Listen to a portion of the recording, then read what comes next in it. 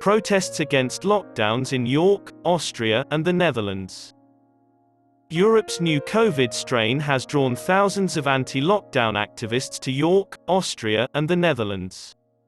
Despite being found in 38 countries, no one has perished from the new super mutant Omicron Covid variety, the WHO reports. But international leaders have taken further steps, including significant penalties, to boost vaccination rates. Unvaccinated persons who break Austria's lockdown laws until December 11 risk penalties of up to €500. Refusal to comply with vaccination checks might result in a €1,450 punishment. Thousands rallied against public life restrictions in Vienna on Saturday. Over 300 people gathered in York for a freedom demonstration and musical performances in front of York Minster. Thousands of people gathered in Utrecht, central Netherlands, on Saturday to protest new coronavirus restrictions. Protesters waved Dutch flags and carried "Medical Freedom Now" banners across the streets. The march route was heavily policed.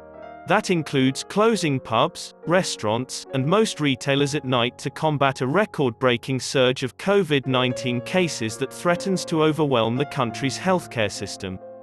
Recently, the Dutch government announced intentions to prohibit most unvaccinated persons from pubs, restaurants, and other public locations.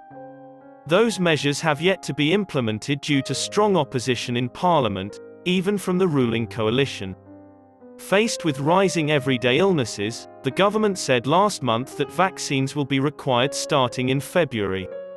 Crowds brandished placards reading, "Make Austria Great Again" and "New Elections," a reference to the political upheaval that has seen 3 chancellors in 2 months.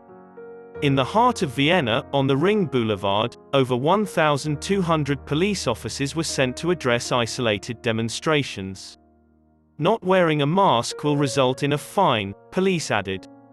This Monday, a legislative committee authorized extending the lockdown to 20 days, the government's maximum. Over 12,000 COVID-19-linked fatalities have been documented in Austria, a nation of 8.9 million people. Since the lockdown started, other instances have emerged.